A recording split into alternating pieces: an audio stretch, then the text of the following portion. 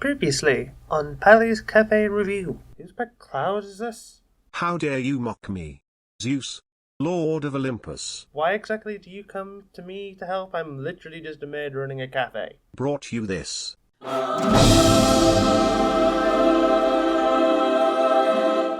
Zeus? Well, Zeus? I just can't get past the Egyptian levels, it's too difficult.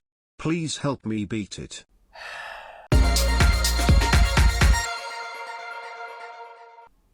Well, we're finally here. The chapter that I find is the absolute worst this game has to offer. The Egyptian chapters. The one positive I do have to say for this chapter is, though, it does introduce Amenra, who is a really good hero when it comes to the options you have. But anyway, I'll get back to describing the process of events. Our heroes, Akantos, Ajax, and Chiron, escape the underworld and end up in Egypt, where we meet the Egyptian hero Amenra, who requires the trio to help protect an artifact buried in the sand. After defending and building a ton of walls, we stop the enemies attacking, and we get to find out the whole reason for why we're doing this. The reason we're helping Amenra dig up this artifact is because her god, Osiris, has been split into separate parts, which, once brought together, will revive the fallen god. Gargantus and his band of villains want to put a stop to this, because if they are able to breach the underworld area in Egypt, they can revive Kronos, and, in their eyes, hopefully obtain godlike status and power. Gargantus thinks, because his great-grandmother slept with Poseidon, that being a god is his birthright, and he thinks reviving Kronos will provide him with that power that he so craves. After sorting out a minor deity that requires a sword to be activated, we enter the worst fucking chapter of the entire game. Okay, so let me break this down. Chapter 13 is the worst chapter in the entire game, and here is why. Say you were on a capture the flag game mode. There'd be only one flag, and the enemy can create their units not based on their base, and if they have one, but via a trigger point, which, unlike them, you have to comply with the game's set material requirements. Oh, but you know, it gets slightly worse, because what I was unaware was due to the fact that I skipped watching the tutorial video of how to play the Egyptian faction, that the pharaoh that you have at the beginning of the game can make things speed up. I know it says it in flavor text on the character when you hover over his icon, but a beginning player who might not really look into information like that may have issues. This entire thing took me 5 hours to complete, rounding up, and I felt like a complete moron when later on I figured out that the pharaohs can do what I previously stated and speed up creation of things. It was a nightmare, a complete and utter nightmare. To sum up, this chapter. Whoa. I know this segment is hard, but please, calm down. Shut up, Zeus. After taking back the flag, aka the piece of Osiris that was lost, it immediately gets stolen again, and everyone else gets captured as well, except for Amenra, who has to build up a small faction to break out the other heroes and take this area back for their side. After going to the River Nile to capture the stolen piece of Osiris, which, after this, we get to the next worst chapter. After the second most annoying chapter in the game, the Dream chapter, where Akantos has a weird vision of being evil, which for some reason on my copy of the game allowed me to skip. I don't know why, but cool.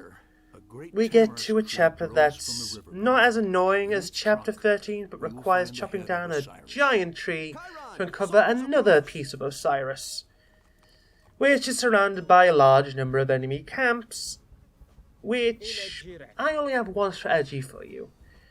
Build up walls, and then erase the enemy with an extreme amount of rage. Akantos and Ajax go off to capture the last piece that we are missing. Thankfully, it's not as annoying as the other pieces, but it does require a bit of trial and error here and there, but most of these don't go on Titan difficulty. I wasn't able to do it. We finally have all the pieces we need. All we need to do now is bring the 3 pieces we have together with the piece that they have, our enemies, which required sieging their base, which thankfully is easy to do. And thanks to it, we stop the villains from freeing Kronos via this realm's underworld gate, as well as reviving Osiris, which is good for the Egyptians because apparently Osiris is one of the good ones to them, which is pretty cool. I'm not really sure on Egyptian law, but who am I to judge? We finally have beaten the Egyptian chapter. Took a couple minutes, but hey, it's better than nothing. And we can finally go to the Norse chapter. Is what I would say if we don't have one small diversion we gotta do before then. We have to go with our Kantos and Ajax and go save some of our friends, who have been turned into pigs, which is not very good.